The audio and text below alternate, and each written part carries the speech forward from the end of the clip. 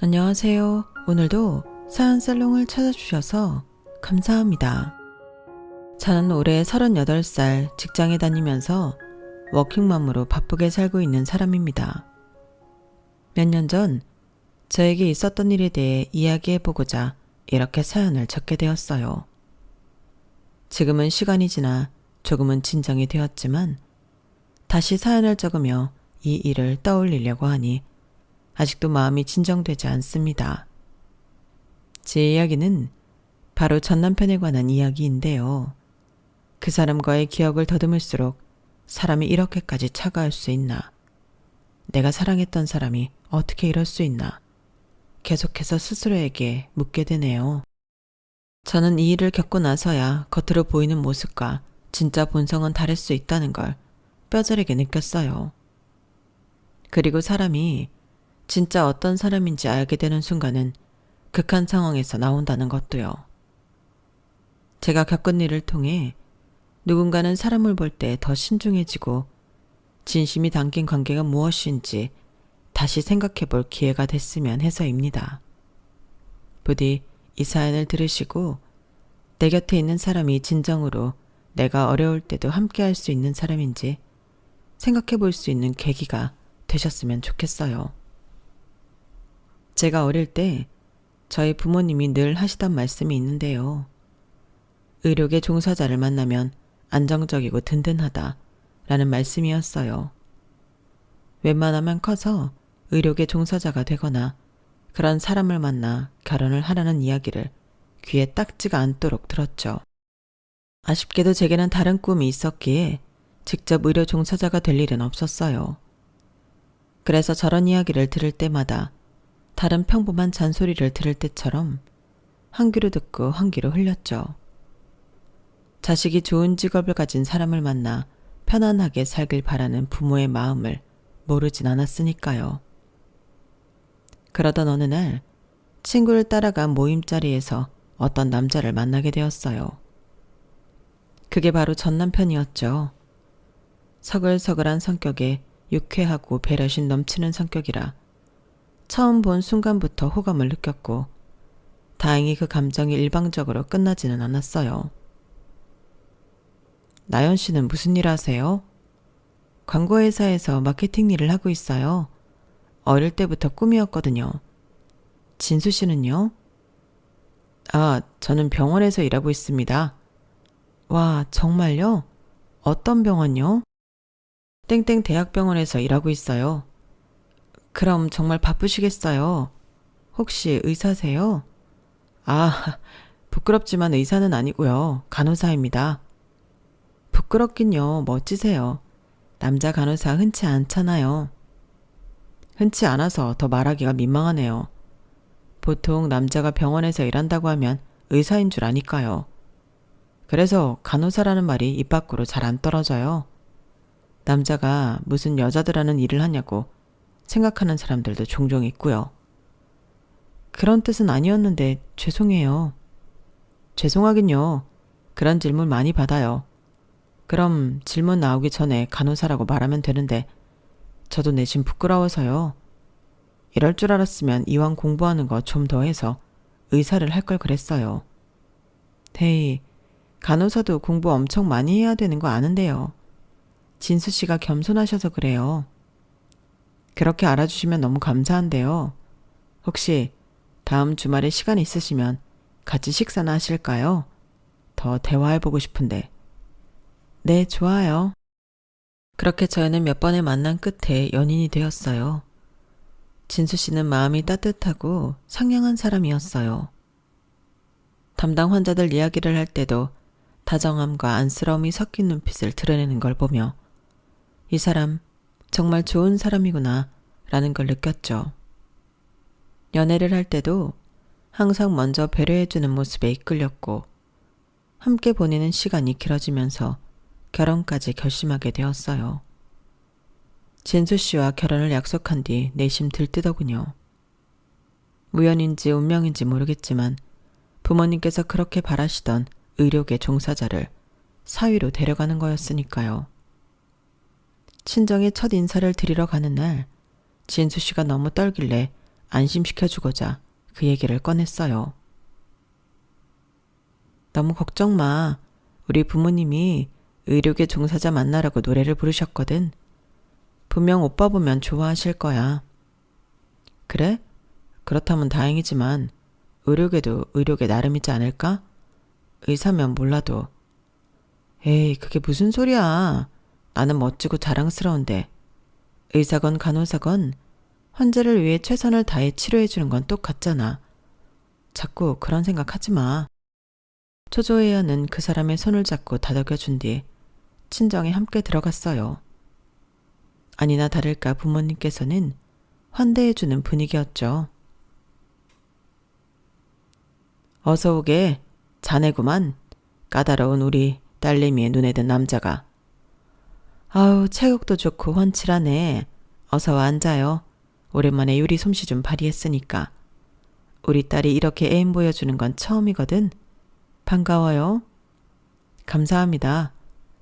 초반 분위기는 화기애애하게 흘러갔어요. 편안한 분위기에서 일상적인 대화들이 오갔고 부모님도 딱히 그 사람이 불편해할 만한 이야기를 하지 않으셨거든요. 하지만 식사를 마친 후 다과상 시작하면서 이야기 주제가 달라졌죠. 그런데 대학병원에 다닌다면서? 실은 말이야. 내가 우리 딸한테 맨날 하던 말이 있거든. 사람 인연이라는 게 마음대로 되진 않는다고 하지만 그래도 이왕이면 의료계 사람을 만나라고 말이야. 그런데 어떻게 딱 의료계 사람을 만났는지 참 신기하단 말이지. 그러니까 우리 집안에 의료 쪽은 아무도 없어서 그런지 환상이 있었다고 해야 할까? 이쪽도 뭐 별거 없습니다. 분야 차이일 뿐이죠. 장인 장모님 어디 불편하신 데 있거나 하면 제가 최선을 다해서 도와드릴게요. 어머, 너무 좋지. 말만 들어도 벌써 너무 고맙다. 우리 앞으로 늙고 병들 일만 남았잖아. 아주 우리 사위 덕에 노후가 든든하구만. 그래, 그럼 좀 궁금해서 말인데 자네는 종목이 뭔가? 종목이요? 왜 그 흉부외과라든지 그런 거 있잖아. 의사들은 다 자기 전공 종목이 있지 않나? 의사요? 그래, 왜 그러나? 아빠께서 잘못 내뱉으신 한마디에 갑자기 집안에 찬물을 끼얹은 듯 조용해졌어요. 저 역시 머릿속이 새하얘졌죠. 그러고 보니 모 대학병원에 다닌다고만 이야기하고 간호사라는 걸 빼먹고 이야기 안 한 모양이었어요. 아빠, 이 사람은 간호사야. 갑자기 웬 의사야? 내가 언제 의사 만난다고 했어? 뭐? 간호사? 간호사라고? 아니, 난 당연히 대학병원 다닌다기에 의사인 줄로만 알았지. 아니에요, 간호사예요. 그래, 그렇구만. 아니, 그런데 요즘 세상에 남자가 간호사를 하나? 간호사는 대부분이 여자일 텐데. 뭐 드물긴 하지만 남자도 간호사가 있기는 합니다. 그래도 힘쓰는 일도 필요할 때가 많아서 남자 간호사 있으면 다들 좋아합니다. 아, 진수 씨도 당황을 했는지 말을 얼버무리며 최대한 상황을 피해가려고 하더군요. 하지만 아빠께서는 워낙 옛날 뿐인지라 남자 간호사 존재 자체를 이해를 잘 못하시는 듯 했어요. 하유, 뭐 의사나 간호사나 의료일 하는 거야 마찬가지니 좋기는 한데 이왕이면 사내라면 공부를 좀 더 해서 의사를 하지 그랬나? 그랬으면 간호사 일 하는 거랑은 또 삶이 완전히 달라졌을 텐데 그런 생각은 안 해봤나? 아빠, 무슨 말씀이세요? 간호사도 공부 많이 해야 돼요. 그러니까 하는 말이야. 어차피 많이 할 공부 좀 더 했으면 우리 딸이 딱 의사 안 해도 되고 얼마나 좋았겠어. 안 그런가? 저는 제가 하는 일에 만족하면서 다니고 있습니다. 간호사 공부만으로도 여기까지 오기 쉽지 않았고요. 그래, 아빠. 아무것도 모르면서. 누가 의사 좋은 거 몰라서 그래? 아빠한테 그렇게 이야기하면 좋겠어요? 아이고, 알았다 그래. 지 서방이라고 편들기는 애비가 돼서 아쉬운 소리를 좀 해볼 수도 있지. 아무튼 내가 무례했던 건 미안하네. 그래, 의사고 간호사고 뭐가 중요해? 사위가 이렇게 착하고 우리 딸하고만 사이좋게 잘 지내면 됐지. 우리가 단단히 오해했네. 미안해요. 아닙니다. 괜찮습니다. 그런 이야기 처음 듣는 것도 아니고요. 역시 그렇지. 내가 옛날 사람이지라 괜히 편견이 있어서 그래. 나 같은 사람이 적진 않을 거야. 잘 몰라서 그러니 자네가 이해 좀 해주게. 네, 장인어른. 그날 친정에서의 대화는 그렇게 잘 마무리되는 듯 했어요. 하지만 차를 타는 순간 남편은 운전대에 엎어진 채 화가 난 듯 숨을 씩씩거리며 쉬더군요. 왜 그래? 왜 내가 간호사인 걸 부모님께 미리 말씀을 안 드렸어? 그건 말씀을 안 드린 게 아니라 말씀을 안 드렸으니 그렇게 말하지. 그럼 네가 말하는데 일부러 그러시기라도 했다는 거야? 아니 잠깐만. 속상하고 기분 나쁜 건 알겠는데 왜 이렇게까지 화가 났어? 부모님이 사과했잖아. 사과하면 다야. 오늘 니네 부모님은 내가 세상에서 제일 듣기 싫어하는 말로 날 공격했어. 내가 어디 가서 이런 얘기 듣기 싫어하는 거 너도 알잖아. 그런데 나한테 이런 수모를 겪게 해? 그런 게 아니야. 나도 내가 그런 줄 몰랐어. 정확하게 이야기한 줄 알았다고. 그리고 우리 부모님이 옛날 사람이라 남자 간호사에 대해 이해를 잘 못하셔서 그래. 이런 부분은 사과도 받았는데 좀 그러려니 해주면 안 돼? 오늘 확실하게 아셨으니까 다시 이런 일 반복되지 않을 거야. 그래, 니네 부모님한테 똑바로 전해. 다시는 내 앞에서 내 직업 욕보이는 발언 하지 마시라고. 알겠어. 그런데 왜 이렇게 세게 말해? 이러다 나까지 기분 다 상황했어. 나까지 화를 내야 속이 시원하겠어? 점점 거칠어지는 말투에 저까지 덩달아 화가 나더군요.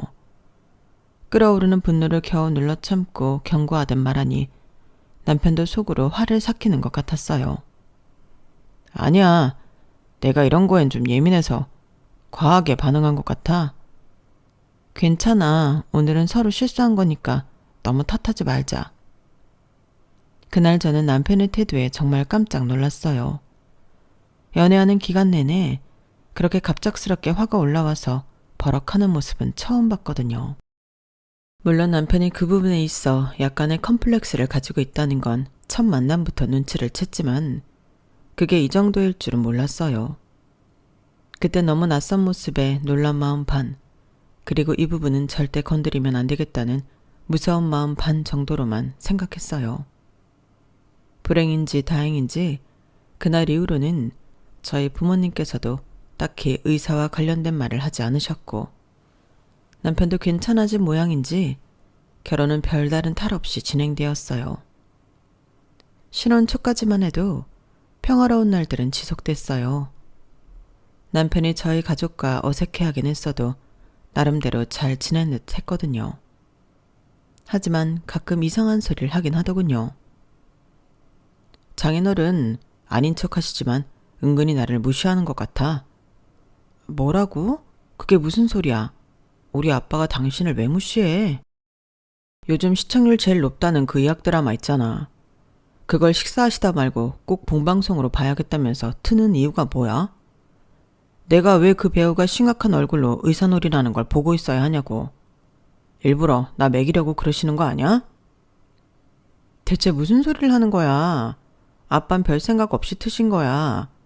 결혼 전에도 좋아하는 드라마가 하는 시간엔 그러셨어. 진심이야? 그놈의 좋아하는 드라마가 죄다 의학 드라마인 게 말이 되냐고. 저번에도 무슨 정신병원 의사 나오는 드라마였잖아. 아빠가 그쪽에 관심이 많고 흥미가 있으신 걸 어떡해. 이젠 하다하다 드라마 취향까지 지적하는 거야? 아빠한텐 이제 더 이상 당신이 의사인지 간호사인지 중요하지가 않아. 하긴 당신이 이 감정을 어떻게 알겠어? 당신은 몰라. 내가 그 드라마를 틀 때마다 얼마나 가시방석인지 체할 것 같다고. 내가 진짜 못 살겠다. 병원에서 일하는 사람이 친정에서 병원에 비읍자만 나와도 치를 들고 경기를 일으키더라고요. 처음에는 몇 번 그러다 말 줄 알았는데 방치안이 점점 더 심해지는 듯 했어요. 그런 일들이 하도 반복되니 친정 부모님의 행동이나 말에 저도 모르게 더 신경을 쓰게 되더라고요. 하지만 친정 부모님께서는 정말로 아기도 별 생각도 없이 하신 행동에도 남편은 버튼이 눌린 사람처럼 집에 와서는 난리를 쳤어요. 그런 모습에 저도 점점 지쳐갔죠. 남편의 하소연도 하루 이틀이지 아무리 아니라고 해명을 하고 대화를 시도하려고 해도 제 좋을 대로만 해석을 해버리니 어느 순간 포기를 하게 됐어요. 제가 들어준다는 느낌이 없어져서인지 남편은 이제는 대놓고 친정아빠에게 화를 풀기 시작했어요. 아우, 요즘 영 몸이 안 좋네. 정말요? 어디가 어떻게 안 좋은데? 요새 들어서 몸이 자주 피곤하고 소화도 잘 안 돼. 왜 이러지? 아유, 당신도 참 우리 사이가 간호사인데 사위한테만 물어봅시다. 네? 저한테 뭘 물어보시겠다는 거예요? 요즘 몸이 너무 피곤하고 소화도 안 되고 눈꺼풀도 자주 떨리는데 왜 이런 것 같나? 아우 참, 장인어른도 그걸 제가 그렇게 만들어서 어떻게 알겠습니까? 그 정도 경지면 제가 의사를 했겠죠. 그러지 마시고 인터넷에 검색해 보세요. 요즘 사람들은 아프면 병원에 오는 게 아니라 인터넷에 검색부터 해본다는데 옛날 분이라서 모르셨나? 요즘 세상이 얼마나 좋아졌는데요. 인터넷에 검색만 해도 다 나옵니다. 아무리 그런 세상이라도 인터넷의 불특정한 정보보다는 환자를 많이 본 자네가 더 잘 알지 않겠나? 장인어른, 이 나이에 건강한 분이 어딨겠어요? 검사하면 뭐 하나씩 다 나올 연세이신데 이렇게 대충 이야기하시면 곤란하죠. 건강검진이라도 좀 제대로 받아보시고 물어보시던가요. 제가 무슨 얘기만 듣고 척 보면 척 진단 내립니까? 이런 걸 물어보고 싶으셨으면 의사 사위를 들이셨어야죠. 여보, 아빠가 그냥 좀 물어본 걸 가지고 왜 그렇게까지 이야기를 해? 아니 그렇잖아. 무슨 야매로 진단받겠다는 것도 아니고 내가 괜히 아무렇게나 진단 내렸다가 잘못되면 그땐 내가 의사 아니어서 이렇게 됐다고 내 탓하실까봐 무서워서 함부로 진단 내리겠어? 안 그러세요? 제가 감히 진단을 내려도 되겠습니까? 내가 아무리 잘못됐다고 한들 그 책임을 어떻게 자네한테 묻겠나? 그냥 요새 컨디션이 좋지 않아 가볍게 물은 건데 그게 그리도 불쾌했다면 미안하네. 그리고 내가 전에 했던 말 때문에 일어나 본데 그만 좀 잊어주게. 내가 사과했지 않나? 몹시 불쾌하고 화날 만한 상황에도 아빠께서는 애써 웃으시며 상황을 무마해보려고 노력하셨어요. 연세가 있으신 만큼 자존심도 있으신 분께서 지난 일에 대해 잊지도 않고 그렇게 진중하게 사과를 하는데도 남편의 입을 꾹 다물고 반응하지 않더군요. 마음 같아서는 또다시 대판 싸움이라도 치르고 싶었지만 남편에게는 그날 일이 엄청난 충격이었으니 이러겠지. 시간이 흐르고 잊혀질 때쯤이 되면 괜찮아지겠지 라고 생각하며 꾹꾹 참아 넘겼어요. 여기서 더 뭐라고 해봤자 분란만 커지고 그날의 상처를 되새김질하는 꼴밖엔 되지 않을 거라고 생각했거든요. 하지만 그 이후에도 남편은 정말 오랫동안 일부러 친정 아빠에게만 무안을 줬어요. 자네 말대로 건강검진을 받았네. 자네 덕분에 예약도 빨리 잡고 참 고맙네. 간호사 사위인 것도 죄송한데 이 정도는 거뜬히 해드려야죠. 혈액검사 결과표를 받았는데 설명을 들었는데 뭐라고 했는지 정신이 없어 제대로 못 들었네. 자네가 좀 설명해 줄 수 있겠나? 뭘 봐달란 말씀이세요? 수치가 정상 범위인지 그런 것 말이야. 대충 보니까 정상인 것 같기는 한데. 아, 장인어른께서 직접 혈액검사 수치도 해석하시려고요? 요즘은 비전문가들도 이런 거 보면서 자가진단 내리나 보네요. 여보, 내가 그런 식으로 말하지 말랬지. 아빠가 부탁을 했으면 부탁하신 것만 좀 보고 해주면 되잖아. 그래, HbA1c 수치랑 공복 혈당만 봐서는 부족한데요. 인슐린 저항성이랑 C펩타이드도 체크하셨어요? 그게 뭔가? 그리고 ALT랑 AST 수치도 같이 봐야 간 기능 문제 없는지 확인할 수 있는지 그건 챙기셨나요? 그런 건 병원에서 따로 안 알려주던데. 겉보세요, 장인어른. 이런 건 그냥 의사 선생님한테 여쭤보시면 됩니다. 괜히 아마추어가 봐봐야 헷갈리기만 해요. 여보, 그렇게 말하지 말고 좀 어르신들 알아듣기 쉽게 설명해 줄 수는 없어? 당신 환자들한테도 그렇게 설명하지는 않을 거 아냐. 글쎄, 보통 이런 건 의사들이 환자한테 설명을 하지. 그리고 해석해달라고 하시길래 있는 그대로 해석해드리려고 한 건데 뭐가 문제야? 당신 진짜 해도 너무하다. 충분히 쉽게 풀어 설명할 수 있음에도 남편은 일부러 어려운 용어를 나열하면서 친정아빠를 바보처럼 느껴지게 만들었어요. 그날도 정말 눈물이 날 때까지 피 터지게 싸웠어요. 아무리 싸움에 지쳐도 남편은 끊임없이 싸울 일을 만들더군요. 친정 부모님, 그중에서도 자신의 컴플렉스를 직접적으로 건드렸던 친정 아빠에 대한 태도는 전혀 바뀔 기미가 안 보였어요. 그러던 어느 날이었어요. 회사에서 일을 하고 있는데 친정 엄마에게 전화가 오더라고요. 워낙 바쁜 상황이라 전화를 한 번에 받지 못하고 다음에 회신해야겠다고 생각하고 있는데 두 통이 더 연달아서 오더라고요.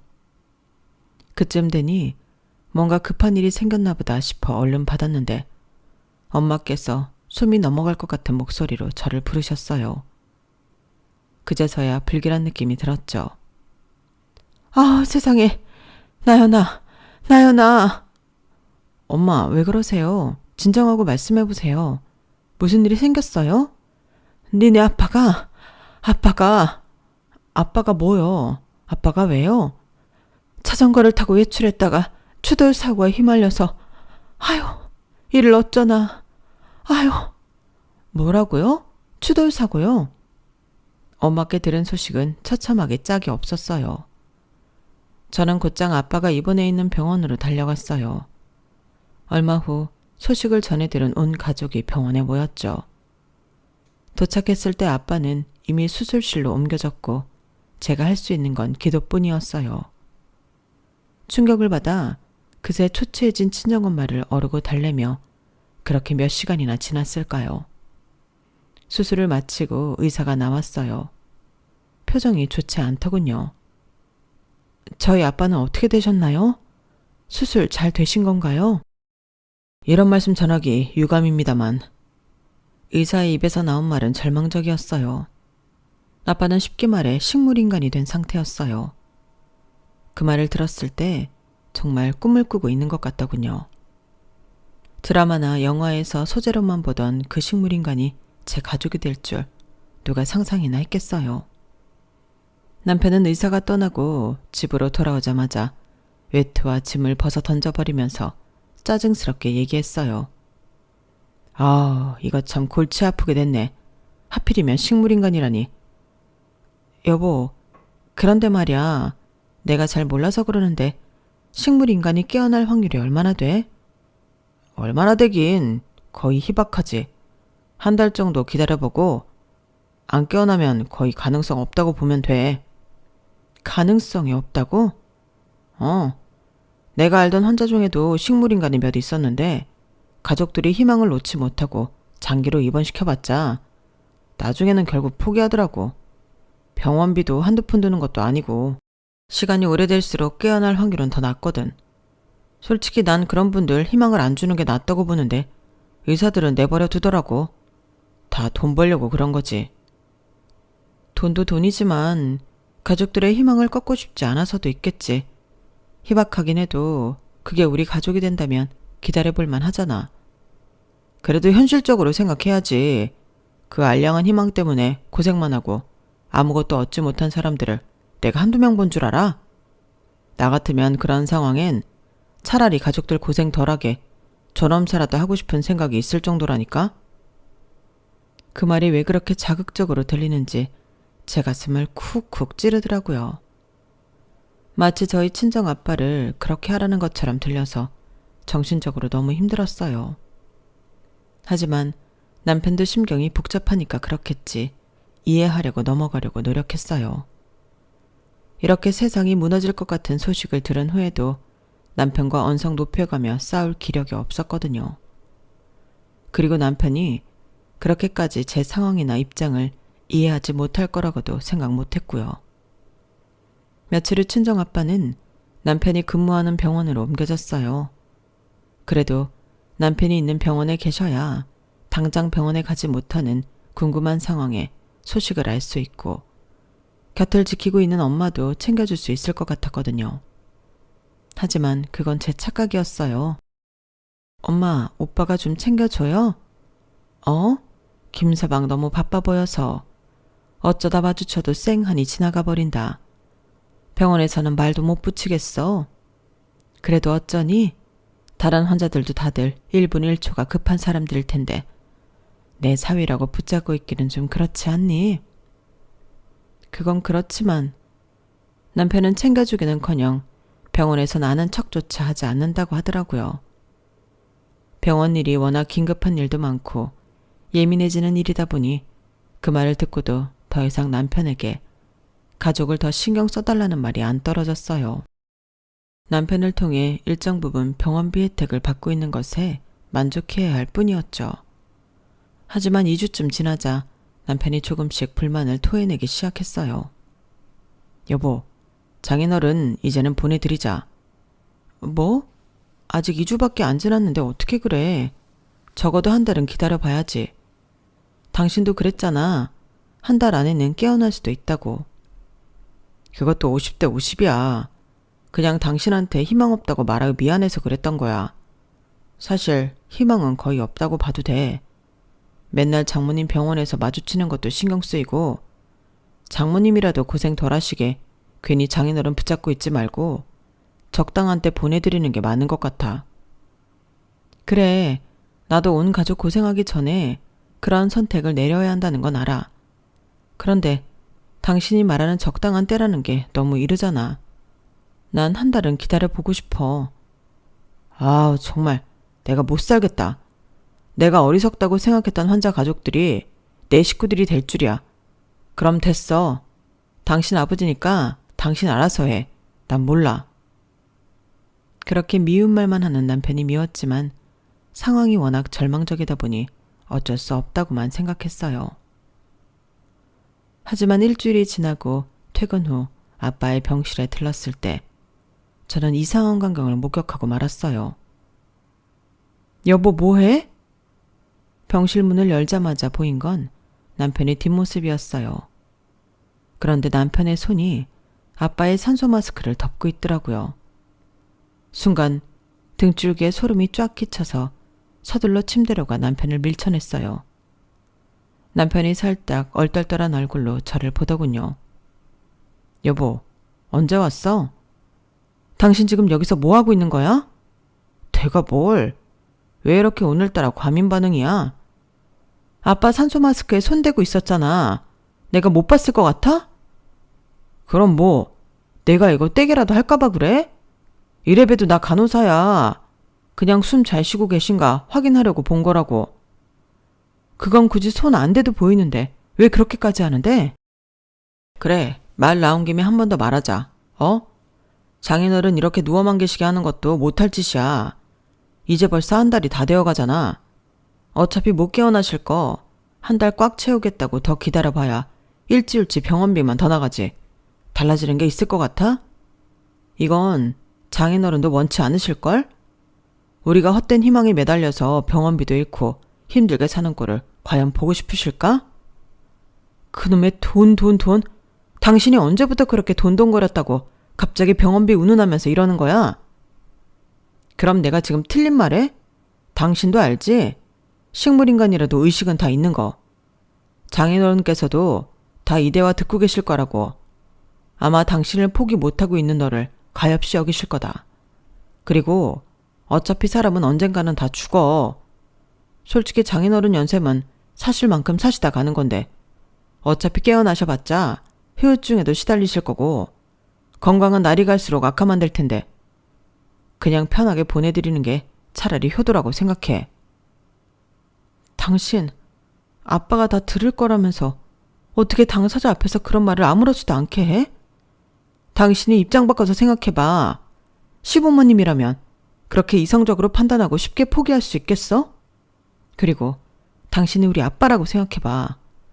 내가 일주일치 병원비 아끼자고 어쩌면 당신이 깨어날 수도 있는데 그렇게 빨리 포기해버렸으면 좋겠냐고. 나는 다르지. 젊으니까 깨어나도 후유증 금방 회복할 거고 앞으로 희망도 있으니까.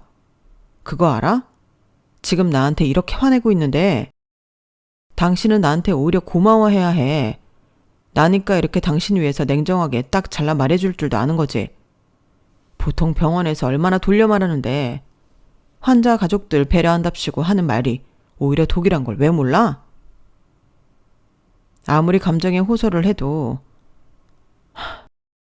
남편의 태도는 냉소적이기만 했어요. 그날 이후로 저는 남편과 각방을 썼어요.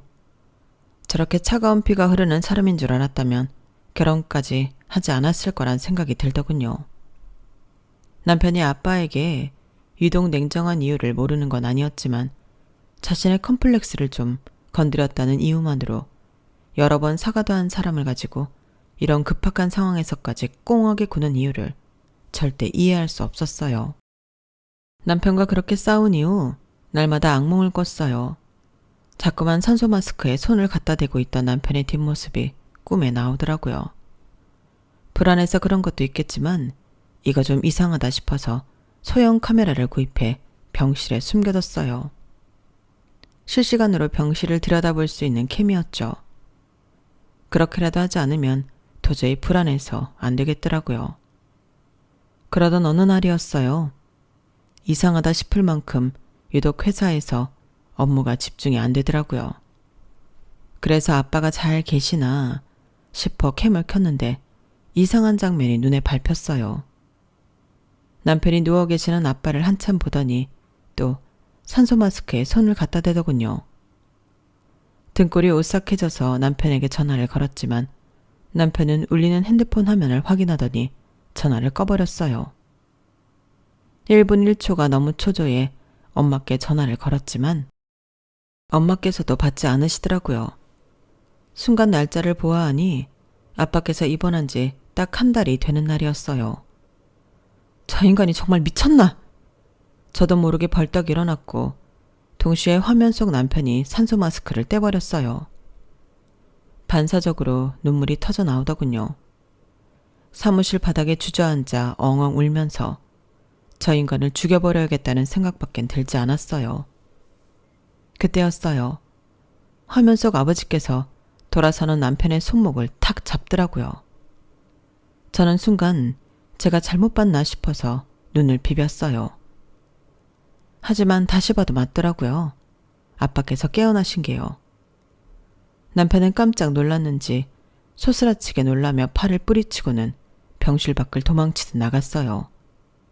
동시에 엄마께 회신 전화가 왔죠. 엄마, 지금 의사 불러서 아빠 병실로 빨리 가주세요. 저도 금방 갈게요. 네. 병실에 도착하자 아버지께서 힘겹게 숨을 쉬면서 살짝 미소를 지으시더군요. 저는 아빠의 손을 꼭 잡으며 눈물을 흘렸어요. 아빠, 깨어나신 거예요? 그동안 고생 너무 많으셨어요, 정말. 걱정했잖아요. 포기. 네? 포기 안 해줘서 고맙구나. 그 말을 듣자마자 또 눈물을 한 바가지 흘렸어요.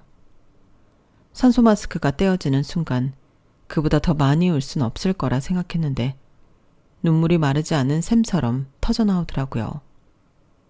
그동안 맘 졸여가며 고생했던 게 그 말 한마디로 다 보상받는 느낌이었어요. 그런데 김서방 말이다.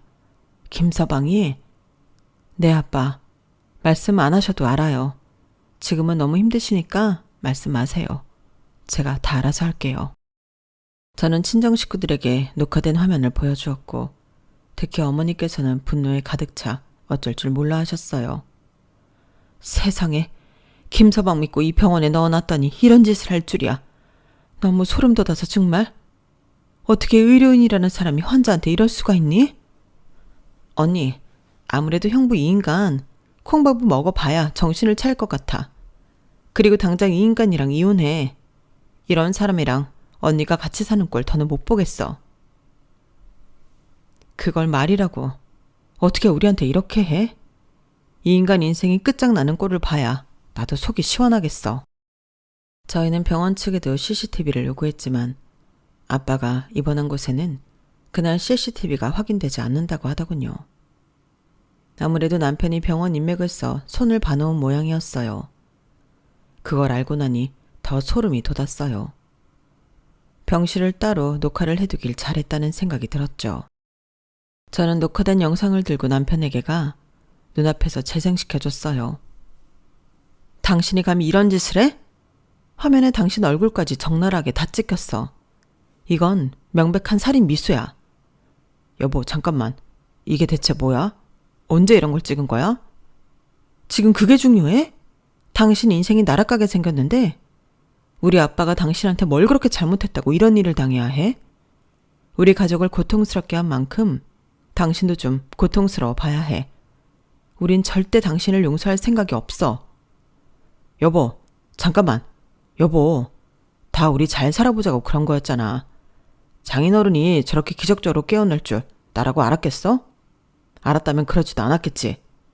하지만 정말 운이 좋아서 그런 거지. 보통은 안 깨어나는 게 정상이라고. 난 당신 짐을 덜어주려 했을 뿐이야. 뭐? 내 짐을 덜어줘? 말은 똑바로 해. 내 짐이 아니라 당신 짐이었겠지.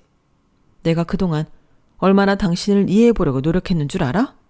근데 그 노력을 다 물거품으로 만들었어. 죄를 지었으니까 그냥 합당한 벌을 받으면 돼. 그게 당신이 할 수 있는 유일한 속죄야. 늘 남편만 냉정하다고 생각했는데 저도 필요한 순간이 오니 한없이 냉정해지더라고요. 남편이 친정 아빠에게 한 짓을 제 눈으로 본 순간 남편의 인생을 박살내버리고 싶다는 생각뿐이었어요.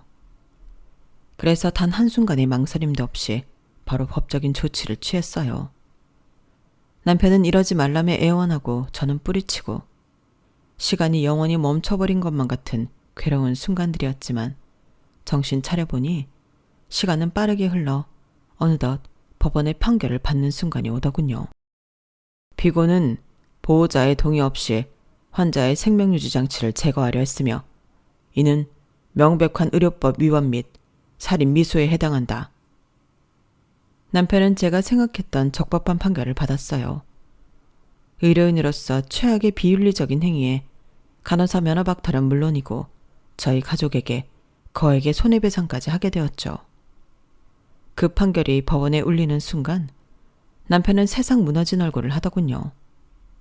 그토록 아끼던 돈도 다 날아가게 생겼고 사회적인 지위도 본인이 열등감에 빠져있느라 소중함을 느끼지 못했을 간호사 면허까지 모두 잃게 되었어요. 여보, 제발 이건 아니잖아. 그건 그냥 모든 가족을 위한 선택이었고 한순간의 실수였어. 그 한순간이 우리 아빠를 죽일 뻔했어. 다시는 아빠를 만나지 못할 뻔했다고. 당신이 화난 건 알겠지만 장인어른만 아니면 우리 꽤 사이 좋게 지냈잖아. 당신도 나보다 더 이상 이보다 좋은 인연을 어떻게 찾겠어? 어? 제발 이러지 말자. 미안하지만 당신이 산소호흡기에 손을 가져갔던 그날부터 우린 좋은 인연이 아니라 최악의 인연이 됐어.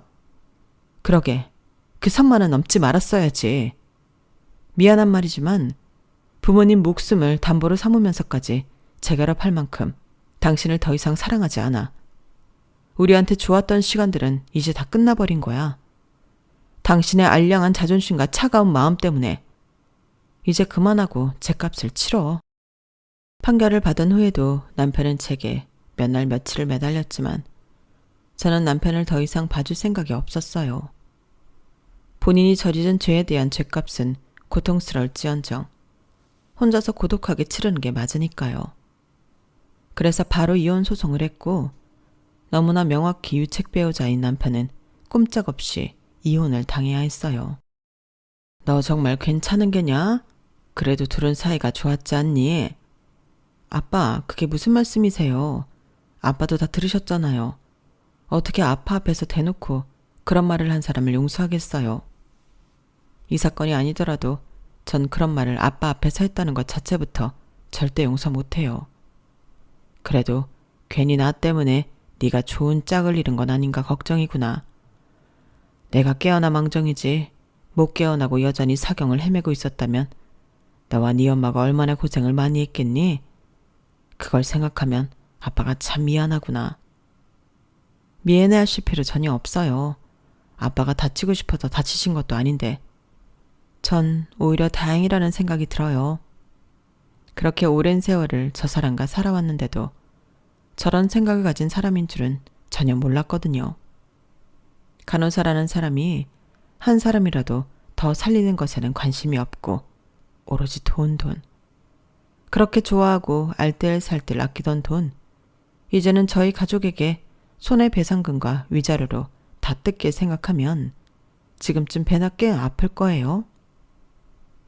참 마음이 아팠던 건 그 와중에서도 아빠께서 제 걱정을 먼저 하셨다는 점이었어요. 사위의 손에 다시는 못 깨어나실 뻔했음에도 앞으로 살아갈 날이 많은 저를 오히려 걱정하시더군요. 그땐 마냥 화가 나서 이해를 못했었는데 이런 게 부모의 마음인가. 딸을 낳은 지금에서야 조금 알 것 같아요. 아빠께서는 기적적으로 깨어나신 후 재활치료를 열심히 받으셨고 저희 가족은 다시 웃음을 찾았어요. 저 역시 이혼 후 새 삶을 시작했고요. 이제는 더 이상 불안한 관계 속에서 제 감정을 희생시키지 않아요. 사실 이런 일을 겪고 나니 사랑했던 사람도 믿었던 사람도 끝까지 봐야 된다는 생각이 강해졌어요.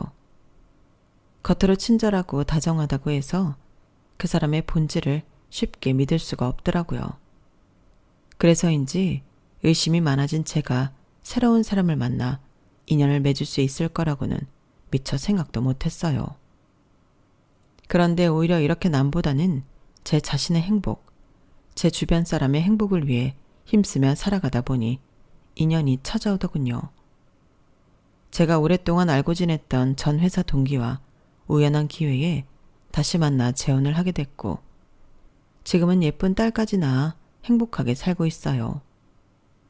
이 사연이 누군가에게 작은 깨달음이 되길 바라면서 이야기를 적게 되었어요. 곁에 있는 사람이 정말 극한의 상황에서도 나를 지켜줄 수 있는 관계인지 끝까지 믿을 수 있는 사람인지 그 사람과 함께 있을 때 진심을 주고받으며 살아갈 수 있는 관계인지 잘 살펴보실 수 있길 바랍니다. 여러분은 저보다 더 현명하실 테니까요. 제 이야기는 여기까지예요. 들어주셔서 고맙습니다. 하루하루 행복하세요. 여러분, 사연 댓글에 응원과 현명한 조언 부탁드려요. 좋아요와 구독은 저에게 큰 힘이 됩니다. 오늘도 좋은 일 가득하세요.